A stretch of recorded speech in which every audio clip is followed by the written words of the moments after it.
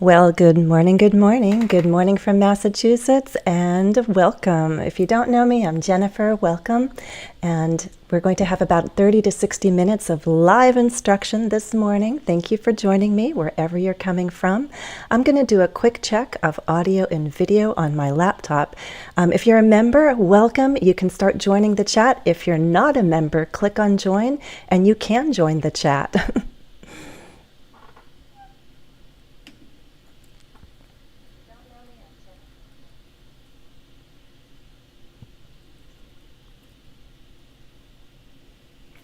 Looks like we're good to go. Things look good on my end. If you want to give me a thumbs up in the chat to let me know that you can see me and hear me well, that would be wonderful. Again, if you're not a member, you can click join. Become a member today, guys. You can join the live chat and you'll get a follow-up task after the live stream. We have about 30-60 minutes together to study. Each live stream is an opportunity to ask questions. Members are always invited to send questions in advance. So if you send in a question or a special request, I'll try to target that during the live stream. And of course, you can get more practice through the follow-up tasks. So thank you to all the current members. If you're thinking about joining, click join. It'll open up and you can view all the different perks that you can get as a member for just $1 a month. So it's a good deal. If you don't see the membership click button there, the join button, it's not available in every country, sadly. But you can still enjoy the live stream today. It's, public for everyone. Follow me on Instagram too, guys. My videos are on Instagram and YouTube. So there are lots of different ways to study with me. Hey, Manuel is the first to say hi. Glad you're here. In the wonderful island in the middle of nowhere. Well, actually, that sounds like a very peaceful, calm place to be. So that sounds like a lovely description to me. Where there's no chaos and noise, and in the middle of nowhere suggests you're in a very peaceful location. I kind of like the sound of that. You're hidden in the shadow? Come out of the shadows. All right, guys, let's get started with some announcements, and then I have some activities for you. Let's join in, do my little magic here, sharing my screen, and hopefully you can see what I see. Let's take a look at my laptop to make sure things look good as I'm sharing the screen. I recently bought a new computer, and boy, was that a transition. I was not excited about this purchase because I knew the transition wouldn't be seamless. Do you know that word, seamless? There would be some difficulties along the way. So I'm happy to have upgraded technology, but boy, it was not easy to transfer files, reinstall programs, among which was, software for live streaming. So I'm always crossing my fingers, hoping that I've done everything correctly to make everything work on this new computer that I have. Do you guys like new purchases? Do you get excited, or does it kind of stress you out? There's an expression. If it stresses you out, it causes some concerns and doubts and frustration. But overall, I'm happy. I'm happy that I upgraded. I did not want to wait for my computer to simply crash or die. So I knew it was the wise thing to do, is to buy the new computer and have everything work, even if it took some effort to make it happen.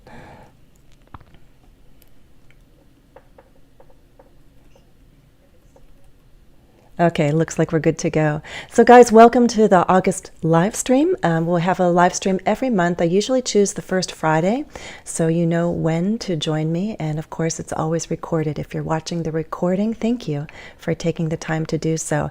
If you want to go beyond videos, first of all, there's the membership, because they get follow-up practice tasks after the live stream.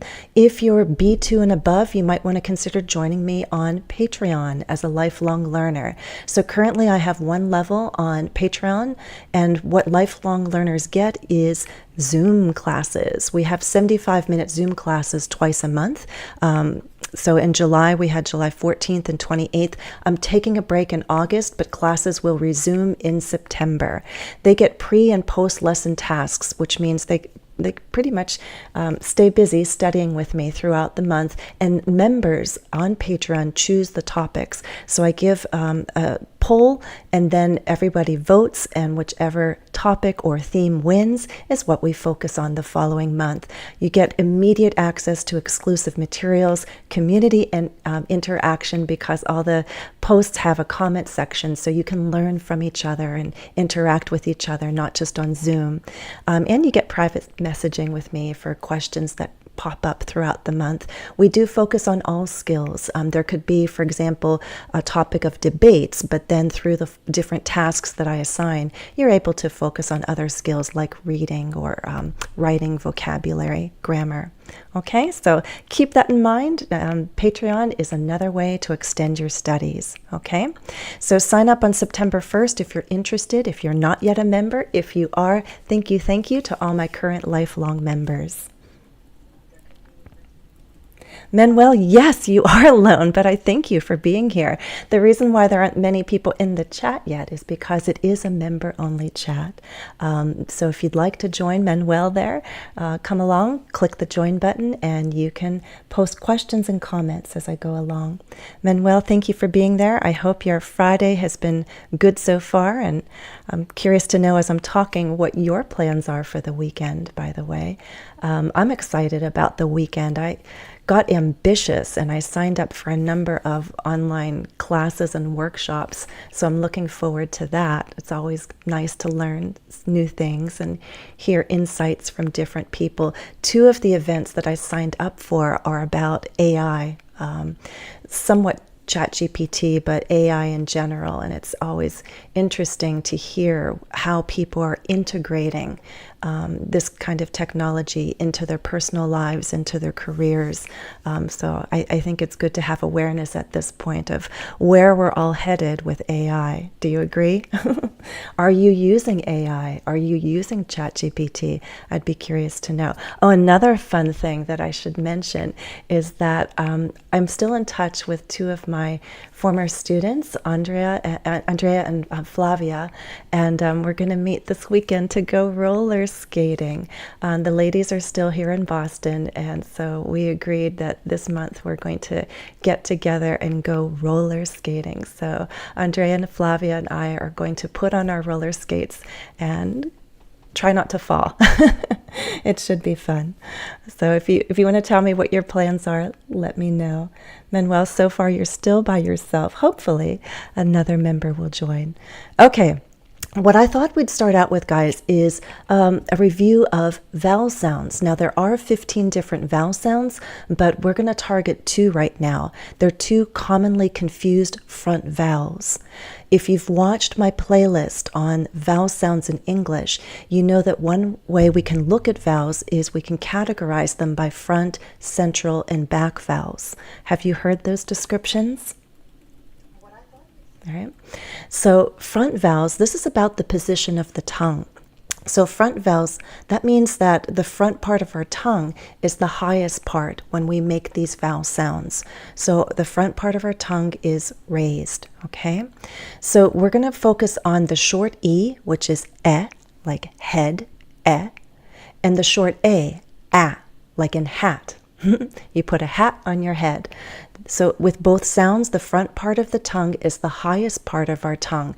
But another thing to be aware of when we make vowel sounds is the position of your jaw. How low is it? And if you lower your jaw, your mouth is more open. That's why some teachers and books also talk about open vowel sounds and closed vowel sounds, but it's basically all the same. It's just a matter of which words people use to describe the positions.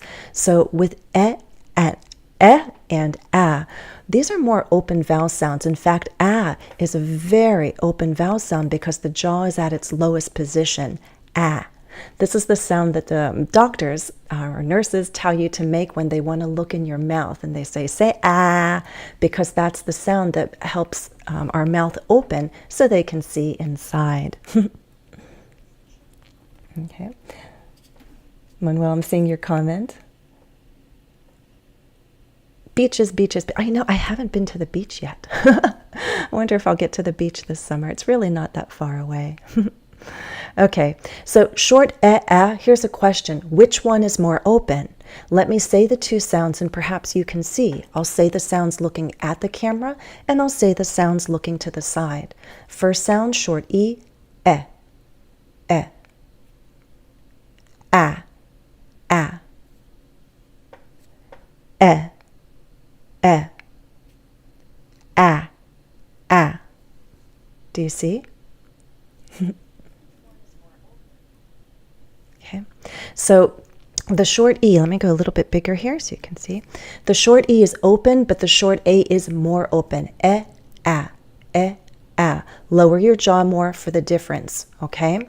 So say with me, you can listen and repeat. Yes. Pen. Fed. Head. Said. Guessed. We'll try a sentence. 10 is my best guess. Feel the rhythm. 10 is my best guess.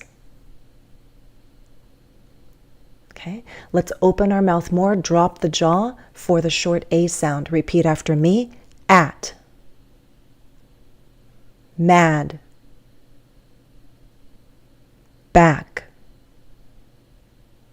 Stand. Half. Laugh. We'll try a sentence. That's a bad plan. Get the rhythm? That's a bad plan. With more stress on plan because that's the final content word in this group. It's a short sentence, so one thought group. Stress on the final content word, and that's also where our intonation changes. That's a bad plan. Okay. Now it's somewhat easier when the words are just isolated, single words. And if you have a sentence, it sure helps. On the one hand, it helps to say these words clearly. You hear them, you know that, okay, we're doing short E, then we're doing short A. But in the flow of conversation, can you hear words differently? So if you hear words that are basically the same, with the exception of a single vowel sound, can you hear the difference? It's a little more challenging if I only say a single word. If I put it in a sentence, you have context so you can guess. But the first thing we're going to do with this set right here, 1, 2, 3, and 4, is I'm just going to say the words, all right? And then you're going to repeat after me. So we'll say the sounds back to back. That's step 1. Listen, repeat. Set, sat. Fed, fad. Bet, bat. Men, man. Okay. Now, step 2 is a little more challenging. From this group, I'm going to choose one word. You tell me if I said word 1 or word 2. Okay? Did I say word 1 or 2? Listen, and if you're a member, put it in the chat. Okay? If you're at home, not able to participate in the chat, you can still say the number aloud and then wait for the answer. Listen. Sat. Sat. Which one?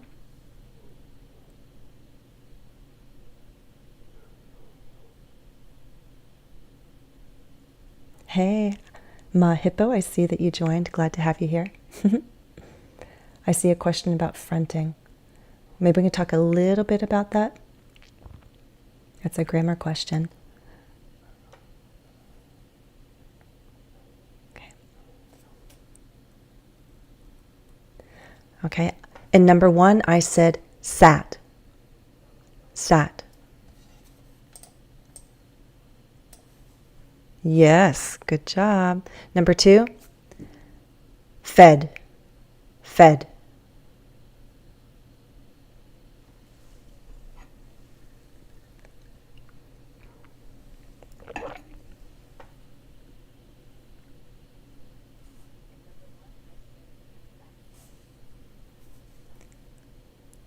I'm going to make my screen a little bigger.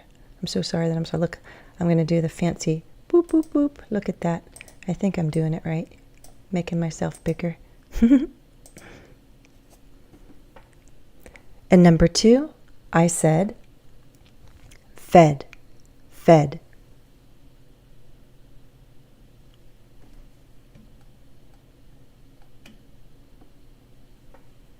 Yes, look at you. You're on a roll, my hippo.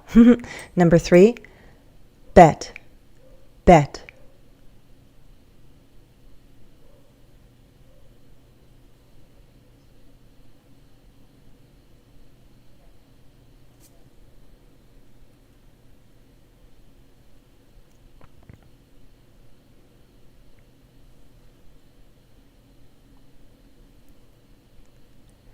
And number 3, I said bet, bet, bet. Number 4, man, man.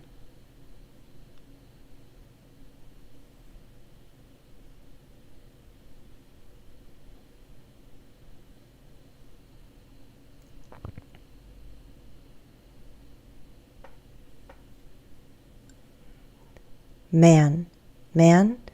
And number 4, I said man with a short A, man. Yes, Manuel. I think there's a bit of delay. We say live, but it's not exactly live, is it? The delays can be a few seconds, even up to 30 seconds or a minute. Okay, so let's move to this pair of sentences. This is where problems arise in conversation, when you hear someone talk quickly and there are words that sound very much alike with the exception of a single vowel sound. You're thinking, what did they say, right? Context usually helps. What's the conversation about? So that you can guess which word they said. But again, you need to train your ears to hear the difference between a. So listen to number 5. Will I say the first word or the second? Listen.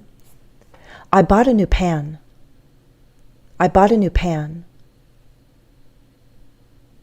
I bought a new pan.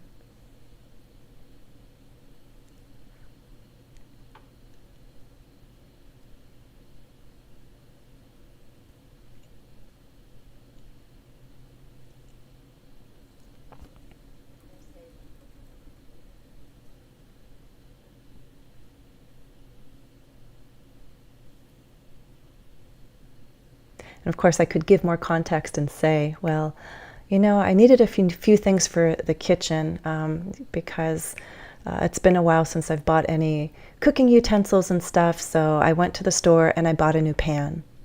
I bought a new pan. And now I said the second word. I bought a new pan. I bought a new pan. I didn't buy a new pen. I bought a new pan. I didn't buy a pen. I bought a new pan. Do you hear the difference? Pen, pan, pen, pan. I bought a new pan. Something you can do is, take your phone, get the voice recorder, open it and record. Say the sentences and listen to yourself. Can you hear the difference between those two vowel sounds when you produce them? And you don't have to go fast. I was going fast to test you, but you can speak more slowly and then go faster. I bought a new pen. I bought a new pan. Okay. Yes, good ears, my hippo. Number 6, it was a gentle pet. It was a gentle pet.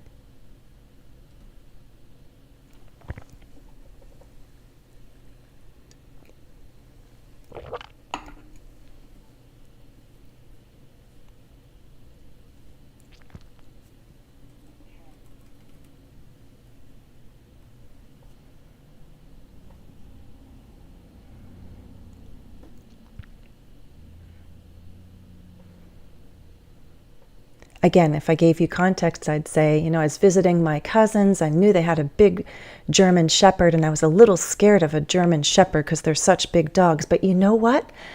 There was no need to be scared. It was such a gentle pet, such a gentle animal, a gentle pet. So I gave the dog a gentle pat. Pet, pat. It was a gentle pet. It was a gentle pet. It was a gentle pat. It was a gentle pat. Pet, pat. Okay. So those two vowels, there's just two of the possibly confused vowels. They're very similar. They're both front vowel sounds. They're both open, but a is more open. Pet, pat. Okay. Very good. My hippo, you did very well. Practice sentences. Let's say these together. Listen and repeat. I'll go a little bit bigger. Toot, toot, toot, toot, like that. Okay, listen. The first one. The family has a few hens. The family has a few hens. So we have a and family and e. Family and has both have the short a sound, right? Family has, and then we have hens, the short e. Again, the family has a few hens.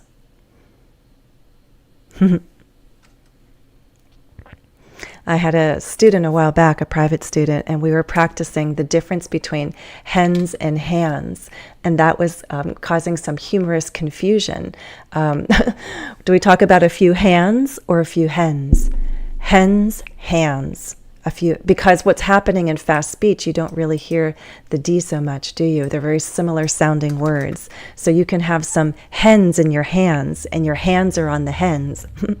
But the family has a few hens. Pan and Spanish bread. Oh, yes.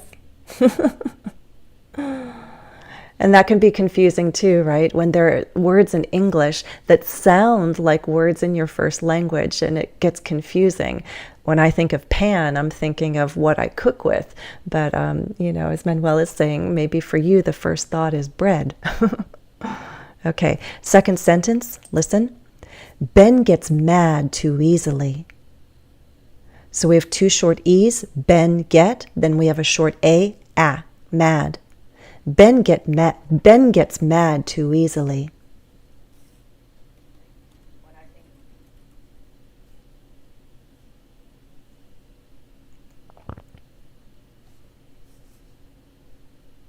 Next one, third one. Beth had the last laugh. Beth had the last laugh. We have a short E in Beth, right? It's a short name for Elizabeth. And then we have two short A sounds, had, actually three, look at that. Had, last, laugh. Beth had the last laugh.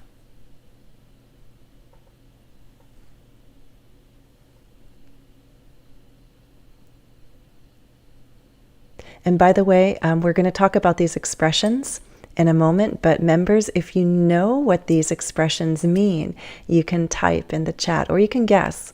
What does it mean when we say Beth had the last laugh? And the last sentence here, Matt had a head start. Matt had a head start. So we have Matt, that's our short A, had, and then they're not stressed, so I say it quickly, hadda. Matt had a head start. This is our short E sound, head, Remember, there can be more than one spelling in English, so we have the same sound, and it's represented different ways. It can be represented by a single letter E, as in yes, or it could be represented by EA together, as in head. Matt had a head start. Do you guys know these expressions? They're two good expressions to learn. Have the last laugh and have a head start. Have you ever had a situation where maybe you were criticized or judged a little too harshly?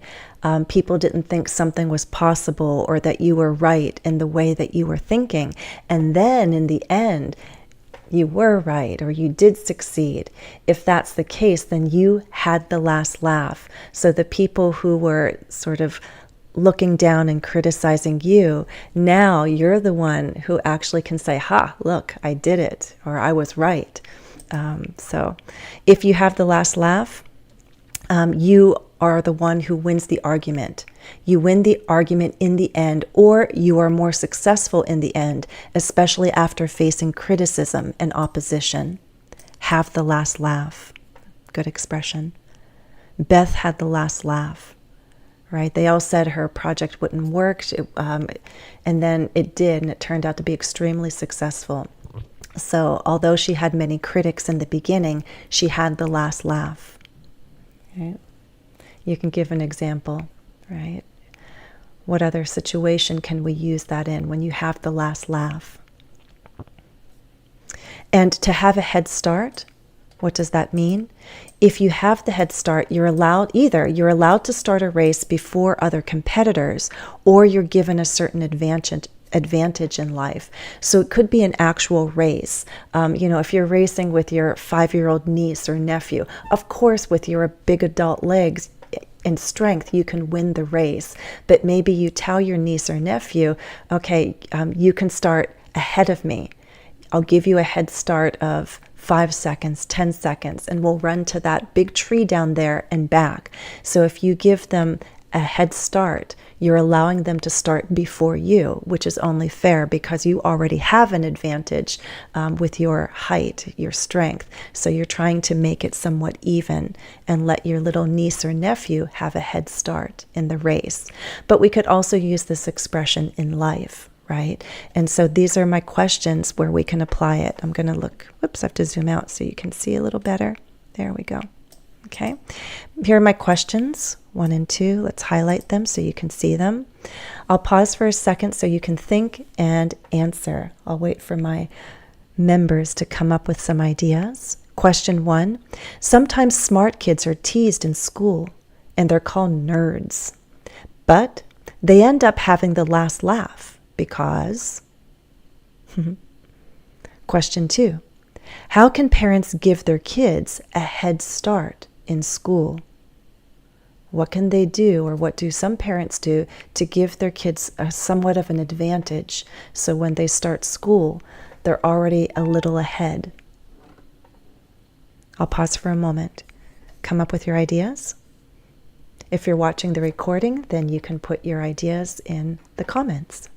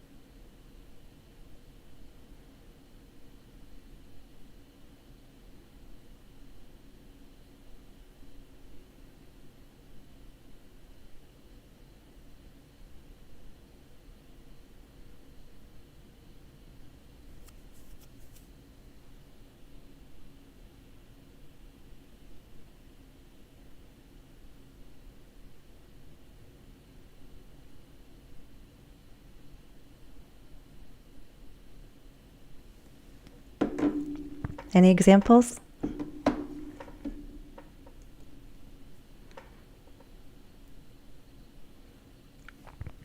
I think, I don't know which scientist it was. It might have been Michio Kaku, or I'm not sure who, but somebody who has become very successful once gave a talk and talked about how the pyramid in high school flips, in the sense that when you're in high school and we're teenagers, people get status based on certain things like sports. So let's say young men who are very athletic and successful in sports, they tend to be at the top of the pyramid. They have popularity, they're admired, and yet there are people, let's say, who are quiet and not seen as much, maybe not as appreciated as much, and maybe their strength is academics. But what happens after graduation is that in the real world, that intelligence, that hardworking person in the context of academics actually moves higher up in status because they succeed for the skills that they have. So in the end, perhaps someone who is labeled a nerd has the last laugh because in life they become very successful because they're smart and focused and hardworking. Not to say you can't have both. There are people who or who are blessed to have both intelligence and strength and athleticism, the whole package. But there are times when you're in one position and it's only later in life that you feel that you're able to elevate your position and have that confidence in who you are and what you can bring to the table, so to speak, right? Oh, that's a good one. Yes, you could use it in conversation, Manuel. No worries. Whatever he told you about the match outcome, you will have the last laugh. I promise you. You could say, don't worry. Don't pay attention to what he said. You know, I know he doubts that you're going to do well, but you're going to have the last laugh. I promise. Yeah, that's a nice context, like a pep talk. We say pep talk is a talk of encouragement when you want to boost someone's confidence and say positive things. You can say, you know, just ignore the people. I know they're criticizing and saying stuff. Just don't pay attention. You're going to have the last laugh because you're going to do great. Okay. How can parents give a head start in school? I'd say one of the first examples that comes to my mind or pops in my mind is reading. They say the best thing you could do, one of the best things you can do for small children is read to them, right? If they're not able to read yet, you read to them. Pick up the book and read to them every night or throughout the day. They need to hear the stories and see the books there. And little by little, you're exposing them to the written language and you're building their skills. And if they're reading along with you, they will become more familiar with high frequency words. In fact, we call them sight words, words like the, T-H-E. As you start reading and they pay attention, you might even have your finger moving along so your child can see how you're reading the words on the page, and the child can start to recognize common words, those sight words. And so by the time a child like that already starts school, they may already know more than just a handful of sight words. They're able to see those words and immediately recognize them. So you've given that child a head start by reading, and hopefully by also instilling a love for reading, right? Yeah. Smart kids getting accepted to prestigious schools. Yeah, they can have the last laugh, right? If, you know, they succeeded, they weren't quiet, they weren't respected so much or admired, but they went on to get accepted to very good schools. So in the end, they have the last laugh. That's another good example. Okay? A head start. So feel free to post an example also in the comments if you're watching the recording, okay? So I'll still wait and look to see if more examples are posted.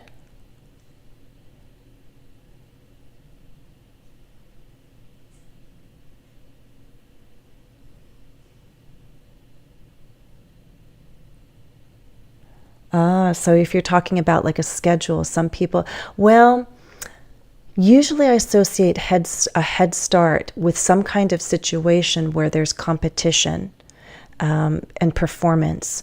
So if there's a scheduled time when all of us are going to go swimming and you just arrive early, I wouldn't necessarily call that a head start. You could, but you could say, I thought I'd get a head start.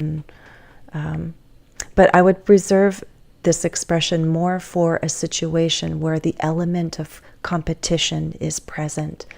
So I want to name with a schedule. And by the way, if you're going to name a time, I'd say you can say like a 10-second head start, a 5-second head start, or you can say a head start of 10 minutes, a head start of 15 minutes if you want to do it that way. So yes, you can specify the time. So another place you could use it perhaps in work, if there's like a group project and perhaps you wanted to help prepare things. So by the time the rest of your team members arrive, some things are already done. You could say, well, I thought I'd give us all a head start. So I did tasks A and B, so we can start right now with task C. that's a possibility. So there, maybe it's not an element of competition, but there's a deadline, and you wanted to help the team get ahead a little bit by starting early on some tasks. You could do that. Does that make sense, I hope? Okay. All right, guys. So I think we've practiced a, are two front vowel sounds that are commonly confused. There are others. If you feel that, I need more of that kind of practice, I want to practice my vowel sounds, practice listening to them, practice saying them, well, there's a way to get more practice. I have a digital download. Oh, I just lost my light. I'm not sure why. I have to turn it back on. I have a digital download. It's PDF and MP3. So please check it out. Let me see if I can give you a quick look. I'll do my fancy work here and jump. Oh, I can. Can you see that? Okay. This is my channel page, and you can see the different tabs. There's a store, and you can click on one of these products, and it'll take you over the actual store, and you can read the detailed description, the detailed product description. And then if you choose to buy, what's is you pay, and then you get a link via email. It's a download link, and then you get your products. Okay. You're welcome to see all the products by home or catalog. So feel free to check out the different ones, including vowel sounds in American English. I go over the 15 vowel sounds. Right? And there's practice with individual words. Then I put them in phrases, sentences. So you get the sounds in context. Okay. All right. Let's jump back over here. It's supposed to be people from the last appointment from to 6. You can't jump in. Yeah. So I can see what you're saying, Manuel, that everyone is scheduled for a certain time, right? You're not supposed to go, you're not supposed to arrive early, but some people do, thinking they're going to get a head start. Is that correct? Perhaps. Okay. All right. And I apologize again. I'm going to see if I can turn the light on in a bit. Okay. All right. So Shopify, there's the link, but you can always find my store on YouTube. Okay. Just look for the store tab. Okay. All right. Member Q&A. I saw some questions coming in. Manuel, as time allows, I will try to get to your fronting question. It's also something I can reserve for the next live stream, because fronting is a good topic. It's kind of big. So perhaps I can break it down with some advanced preparation, but I can at least explain the concept. One question was sent in advance. So if if you'd like to become a member and send questions in advance for the September live stream, think about doing that. You'll get a follow-up task as well.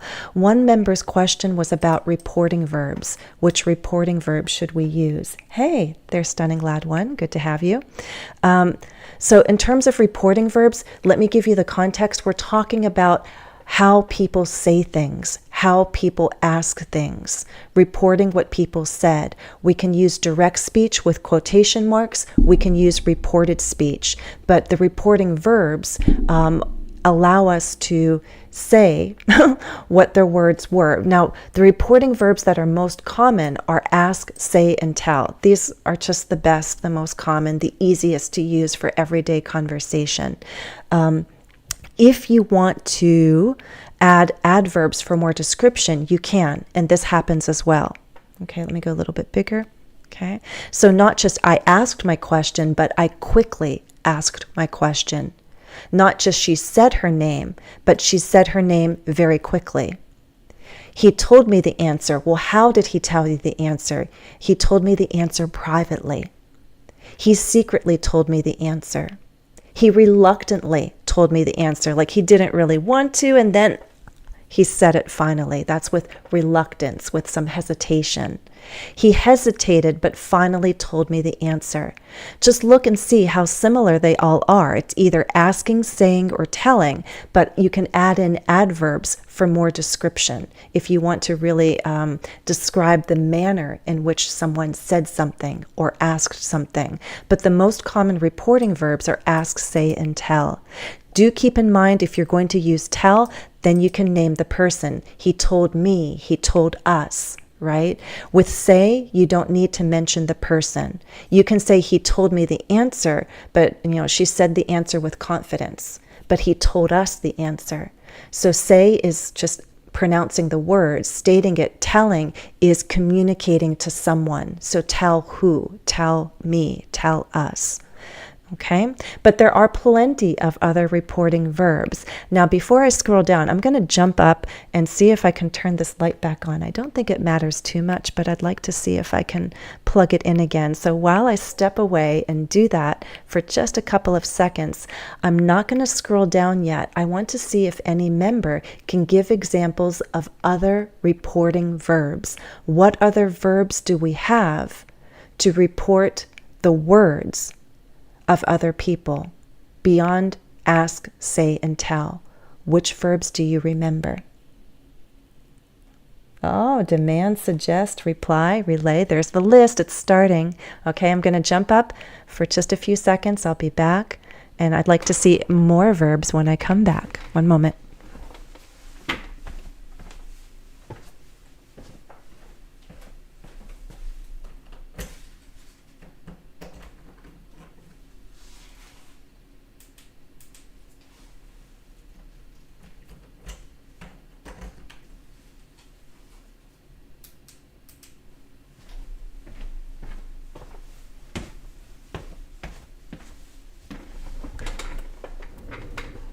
Very strange. I should give a product review. I bought this nice little light, which is great when it works, but boy, this is the second time it just died. I don't know if it like overheated or what, but yeah, if it stops working in the middle of a live stream, I'm not too happy about that.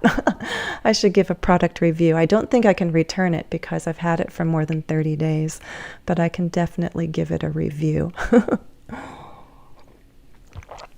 Luckily, I can see that I'm still okay in terms of light. I can see it. It's not that dark. Denies. That's a good one. He strongly denied. He said he didn't do it, right? You can do said. He said he didn't do it. Deny is nice and specific. He denied. He strongly denied doing the crime.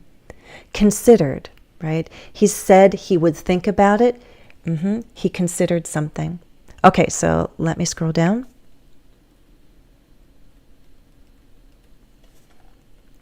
Okay, so other reporting verbs are especially good for writing. For example, when you're telling a story or reporting an event. So that's what I'm going to do right now.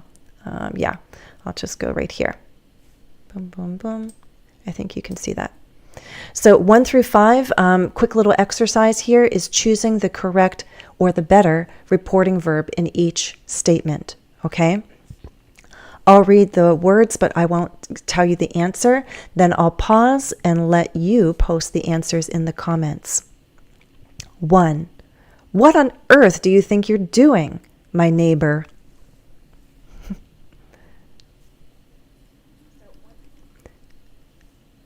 2. You know, there might be a better way of doing that, the older brother.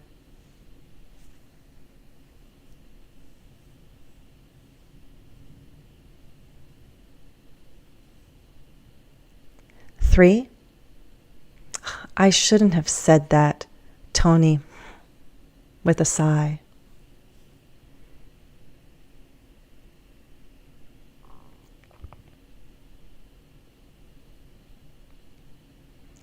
4. I won't accept any blame. If you hadn't been so stubborn, Rebecca, we could have avoided this problem.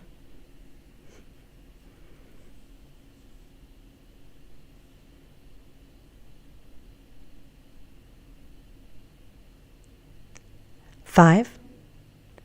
We have the best clam chowder in New England, the store owner. And if you don't know, clam chowder is a type of thick soup with clams, seafood.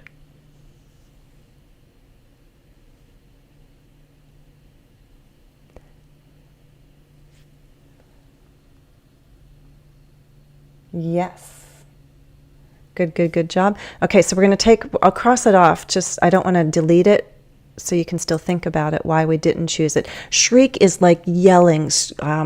It's loud and high. It's like screaming, yelling, like not just what on earth do you think you're doing, but what on earth do you think you're doing? Shrieked is a loud cry, sort of high-pitched. Remarked is just a comment. This is not strong enough. There's emotion here. So shriek is the only possibility. Shrieked. My neighbor shrieked.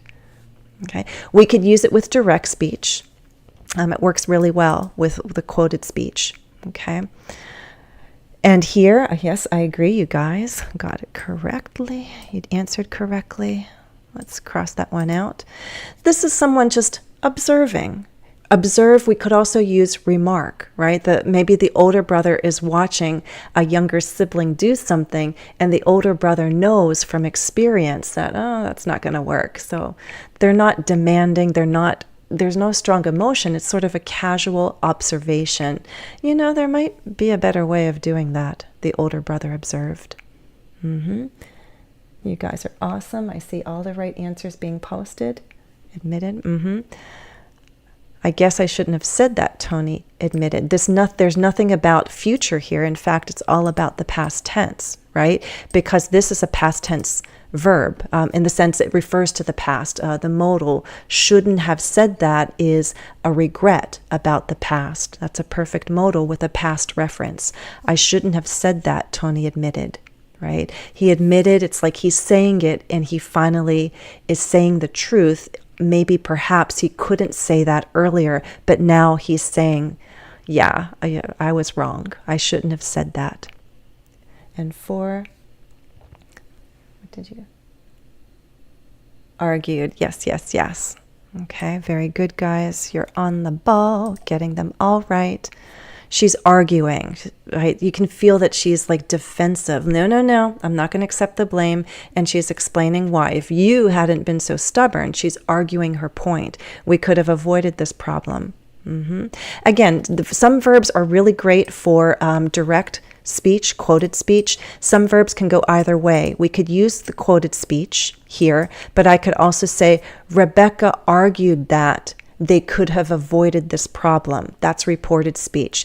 But reporting verbs can be used with either format, quoted speech, direct speech, or reported speech, indirect speech. Okay? And number 5, yes, you guys are awesome. Okay? Someone is claiming, they're stating something that they believe to be true. We have the best clam chowder in New England, the store owner claimed. Wondering is more questioning, asking. Okay? 14 fingers, that's funny. Very nice.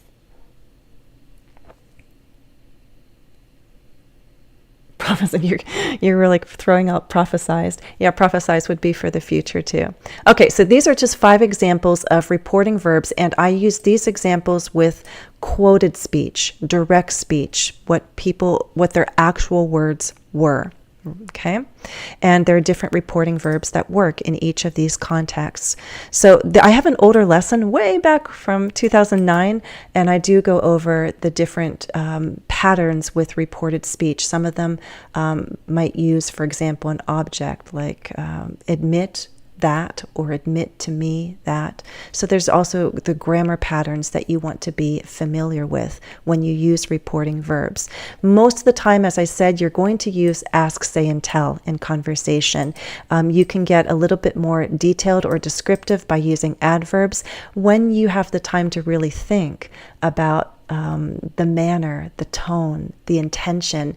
Now you can get more specific with your reporting verbs. So especially when you're writing and you have time to access your good vocabulary, then you're going to choose other reporting verbs. But if you practice using them in writing, those words will be more accessible in conversation. With practice, you can make vocabulary active. You can make passive words active. So what do the reporting verbs express? It's good to associate verbs with an intention. What are you doing? What's the purpose? So these are just some of the verbs, the reporting verbs that you can familiarize yourself with. This is not a complete list, but I wanted to put a list together. Let me see if I can get the whole thing on the screen so that you could have a reference chart. Okay, this is not a complete list, but it's fairly rich. Let me see if my Video is not blocking the screen. Yes, and you need to know the grammar. As Stunning Lad wrote in the chat, regret plus ing. I regret doing or regret not doing. I regretted not adding. Could be it. Advise. We need to use advise. Yes, well, in conversation, there's going to be repetition, a lot of it. You're going to use ask, say, and tell a lot. And in conversation, it's fine to have that kind of repetition. He said this, I said that, then we said this. It's fine to use that reporting verb multiple times in everyday conversation. If you're writing, then you want to challenge yourself a bit more to be descriptive and be accurate and choose the reporting verbs that best capture people's words and tone.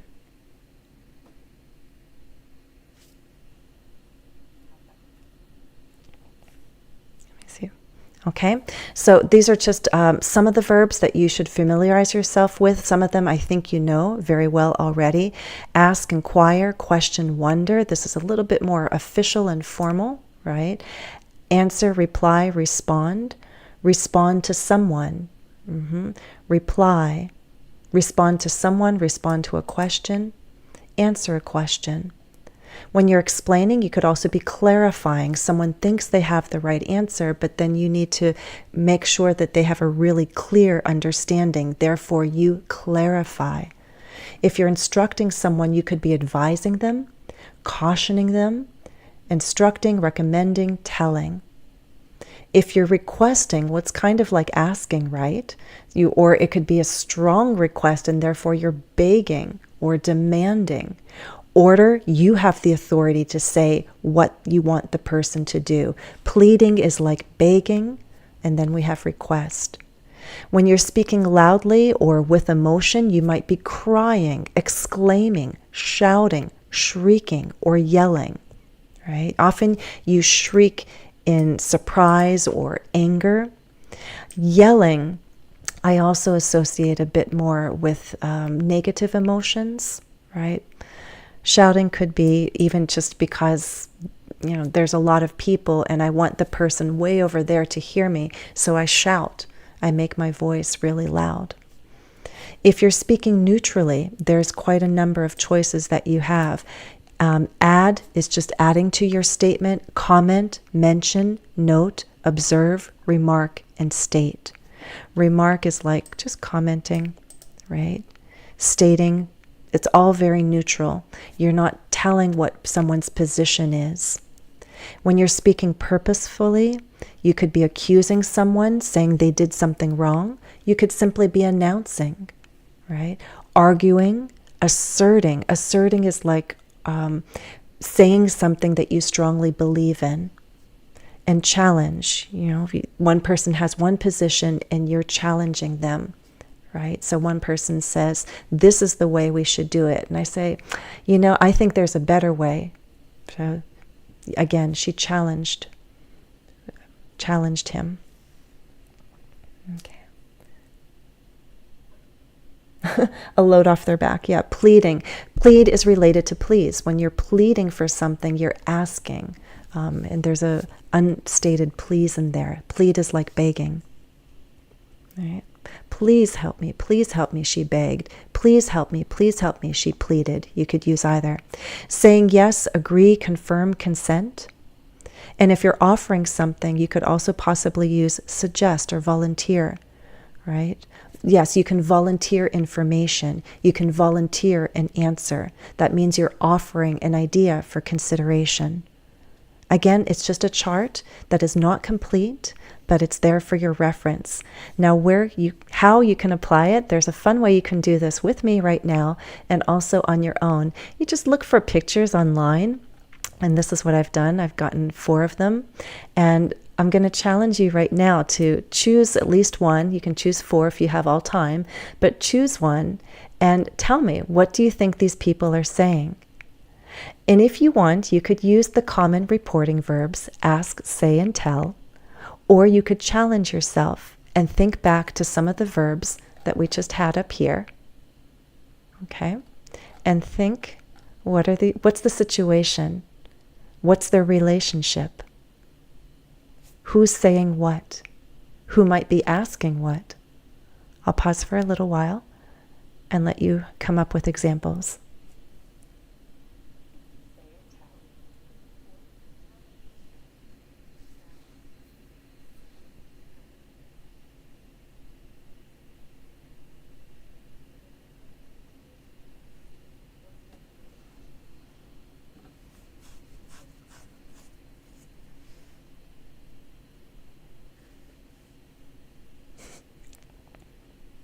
Stunning, lad. What? I don't even know what it means to sling your hook. What's the hook? I'm thinking a hook like a pirate.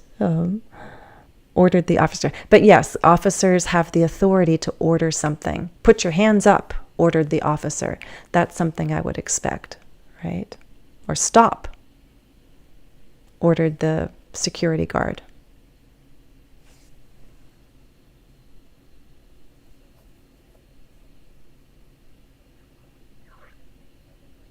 Mumble is a good one, Manuel. Mumble. When you're mumbling, you're not speaking clearly. Your lips are mostly closed.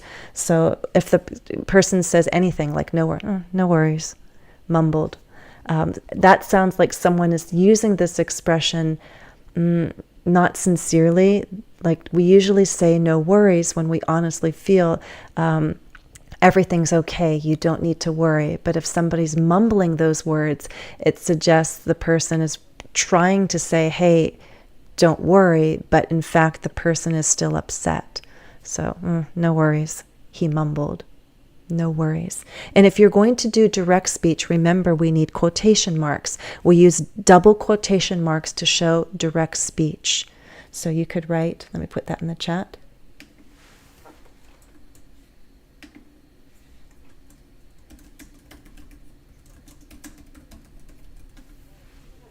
Okay, I put that in the chat.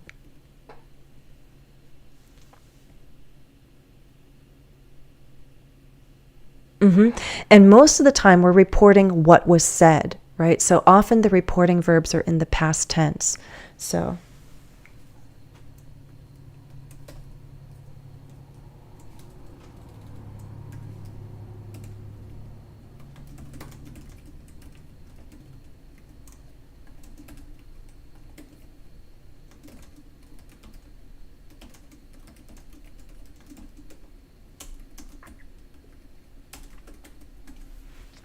Manuel, I just put two variations in the chat, again, with quotation marks for your example. How about this cafeteria? How about this cafeteria? Whispered the woman. Or the woman asked in a whisper. So you could use ask, but again, you can add an adverb or an adverbial, a prepositional phrase for further description. How did the person ask? Okay, Mahippo, why don't you find a place to sit down and talk? Yes, I like that example. I would probably change you to we. Why don't we find a place to sit down and talk? One of the ladies proposed. You could, most likely it would be past tense, but you could do present if the story is unfolding right now, right? Why don't we find a place to sit down and talk? One woman proposes. But if we're telling a story, it's usually told in past tense. Why don't we find a place to sit down and talk? One woman proposed. I like that example. Maybe they're looking for something. Stunning Lad One thinks, they're searching for something. Like, where is it? Why can't we find it? So it should be near, insisted Lucy. Insisted is like, I know I'm right.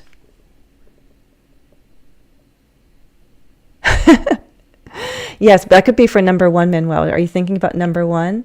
What are you complaining about? Maybe this is a couple, a boyfriend, girlfriend, and one is unhappy and the other's asking, what are you complaining about?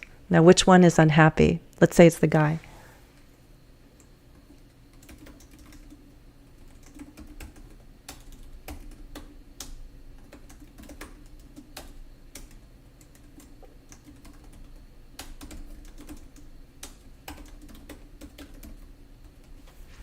And look in the chat the way that I wrote it, guys. If you're going to do direct speech with quotation marks and it's a question, you use the question mark and then you put that reporting clause, which is the reporting verb and then the subject, right? And the reporting clause is lowercase, by the way. I don't need any additional commas when I use a question mark like that. Can you look it up on the net? Can you look it up online? Can you look it up on the internet? Can you Google it? As a question mark. Ask the customer. You could also say wondered, right? Inquired. All works. How can I be of assistance? I know that's a typo, question mark. In number 4, how can I be of assistance? Replied, responded would also work there, right? Greeted, like, I might use responded, right? If someone's on the phone and say, I need help. So, how can I be of assistance? Responded the receptionist, or replied the receptionist. That would work. Okay. Okay. We'll end there. I want to wind down a little bit. I want to have time to give a little bit of information to Manuel's question. Something I think we might tackle more in depth at the next live stream because it's a bigger question. But just to get started, let me see if I can go here. Manuel, you're asking about fronting. Okay. Let me change this to a different font very quickly. Okay. What is it? Well, by definition, fronting is taking things and putting it at the front of the sentence. This happens with different types of words. You guys do this a lot without even realizing it. And again, you really only need to learn the terms if you need to practice it more.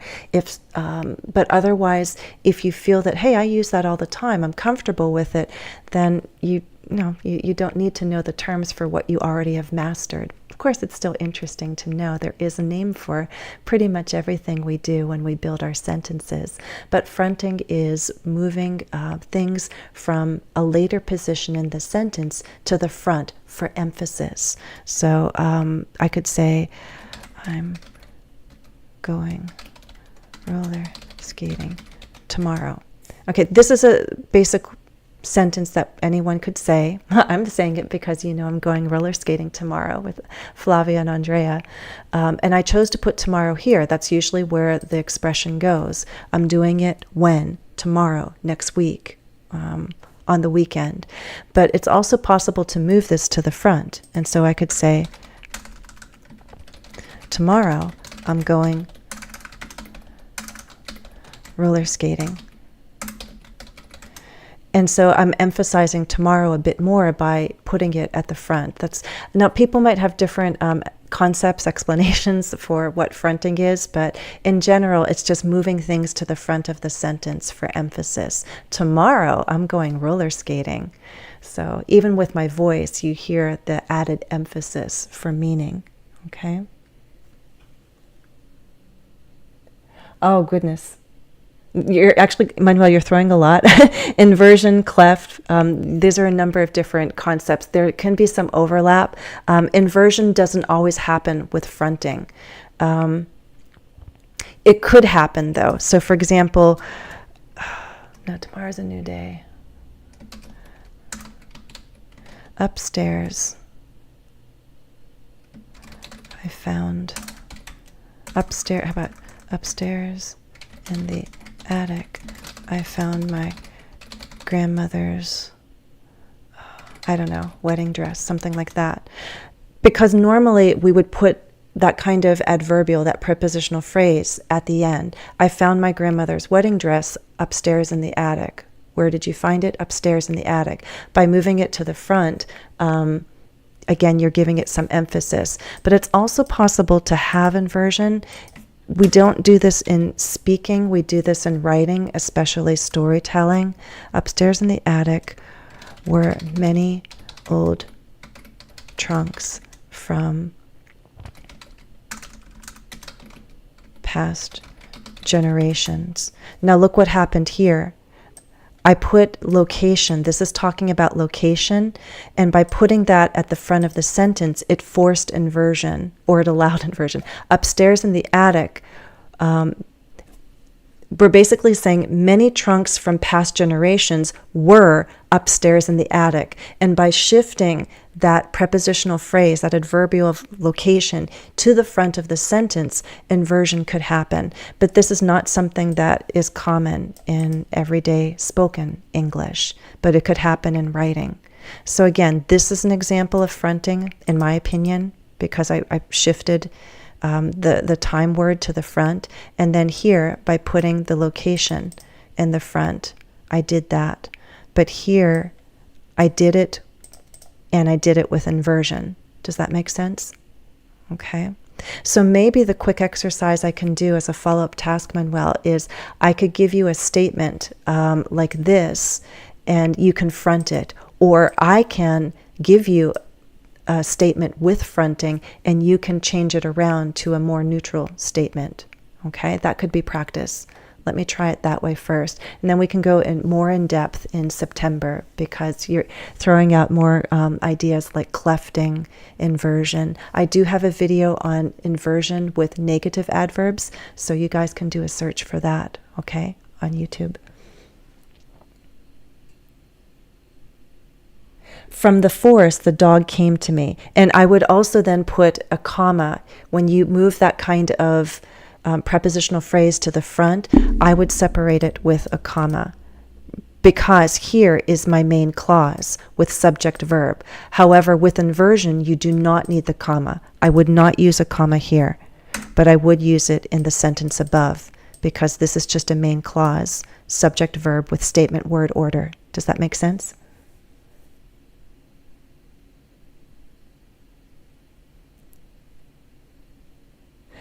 From past generations. No, I wouldn't do it. See, yours is not physical location. Mine is. So it works with physical location. This happens in fairy tales. Like up on a hill was a grand castle. Up high on the mountains was a little cabin. High on the hill stood a castle. Something like that. So when we're using physical location, you'll often see that in stories where they name the location and then there's inversion, right? But here, if I'm just stating location, I can still use regular statement word order. Again, once you do this kind of structure, fronting and inversion, it's really not everyday spoken English. Okay, I don't want to go too far into depth. We're at a little past the hour. So I'm just going to, again, say that fronting is moving information to the front of a sentence for emphasis. And sometimes it's just quite easy to move a single word or phrase. But there are times, especially with physical location, where inversion then happens. But that's more typical in writing. Okay?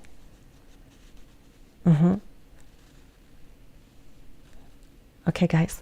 All right, we're going to end there. I'm going to thank everyone for joining me here for the full hour plus a handful of minutes, and remind you that there will be a follow-up task on the community tab later today for those who want to have more practice. You can join as a member. It's not too late. Just click join. You'll see all the perks that you get, and you can get the follow-up task as well. Okay.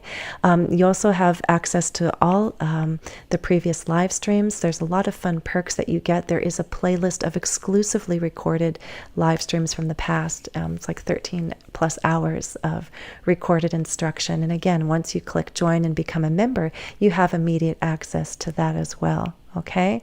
Thank you guys for taking the time to be with me. Thank you to current members. Thank you to members on Patreon as well. I'll be back in September. I'll be taking a trip in the middle of the month. I'll do my best to keep up with comments, but if at some point you're posting a comment and not getting a reply, you'll know. But I'll also be trying to share some videos and photos on social media. Be sure to follow me on Instagram. That's where I usually post stories. So if you want to follow me as I travel in the middle of the month, then Instagram is probably the better place to do that, okay? If I can go live, I will try. I don't know about my connection and my schedule, but if I can squeeze in a live stream, I will, and I'll announce that, okay? All right, guys. Thank you for joining me. I just got a nice one. Thank you, Stunning Lad One. I appreciate that. What a wonderful, wonderfully generous super sticker, super thanks. I appreciate it. Okay, guys, have a beautiful weekend. Thank you. Happy studies.